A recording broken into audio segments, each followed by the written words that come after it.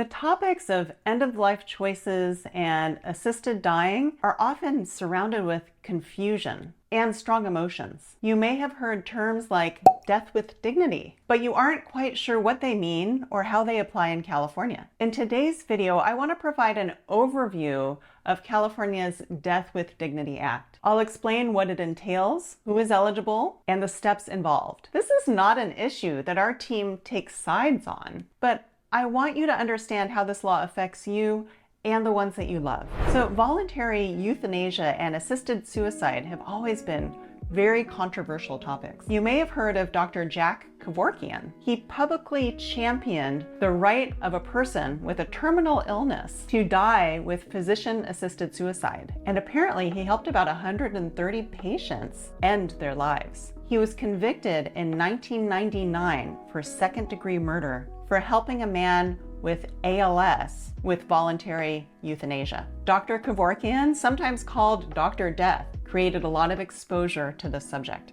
I also remember seeing a really powerful Spanish movie called The Sea Inside. This was a story of a quadriplegic man advocating to be able to end his own life. It won an Academy Award for the best foreign film that year. You might want to check it out. Hey everyone!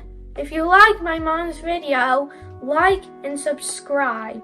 Here's some history of physician-assisted dying. Oregon was the first state in 1994 to legalize physician-assisted dying. It was then legalized in Washington State in 2008 and in Vermont in 2013. In 2015, California Governor Jerry Brown signed the End-of-Life Option Act into law. The law took effect on June 9, 2016. Now, since 2016, 7 more states or jurisdictions have implemented this type of law. That would be Colorado, the District of Columbia, Hawaii, Montana, Maine, New Jersey, and New Mexico. So what does this law do in California? Well, it allows a terminally ill adult with a life expectancy of 6 months or less to end their life with an aid in dying drug. So to qualify, they must be a California resident and they must request the drug themselves to their physician. This is a voluntary process, by the way, for both the patient and the physician. Nobody's forced to do this at all.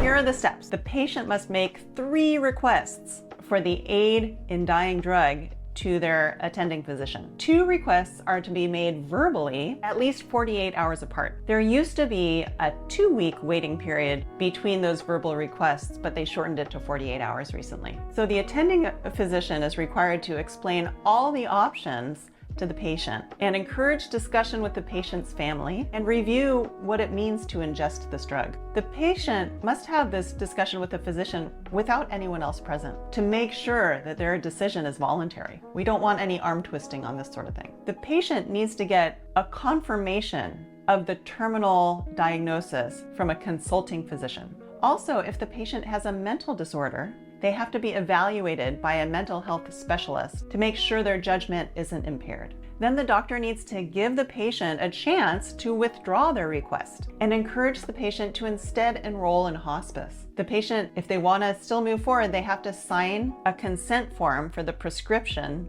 to be sent to the pharmacy. When the prescription is ready, the patient or another designated person will pick it up from the pharmacy and receive education on how to use the drug and then store it until it's time to be used. Finally, the patient ingests the drug according to the instructions. The drug must be ingested while in a private place and another person must be present. So I have to say, I'm an estate planning attorney and I really don't deal with any of these issues. There's a reason why I didn't become a doctor, though I have to say I respect them a ton. But this issue comes up in my practice when people want to add this language to their advanced healthcare directive. They want to allow their agent, who they've named, to carry out their wishes of participating in death with dignity, let's say if they're in a coma or they're otherwise unconscious. Unfortunately, this doesn't work because, as you've heard, the patient themselves has to verbally request this drug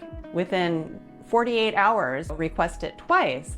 And if they're in a coma or a persistent vegetative state, they can't verbally express anything, and you can't carry this out through an agent. So typically, I don't put this language into an advanced healthcare directive. So I hope this video has helped you understand how the Death with Dignity Act applies in California and provides more information should you or a loved one encounter this really challenging health situation. I also recommend that you watch my video on POLST forms, which discusses the do not resuscitate options available in California. I'll see you over there. Hello everyone. If you liked my mom's video, don't forget to like and subscribe. See you all next time.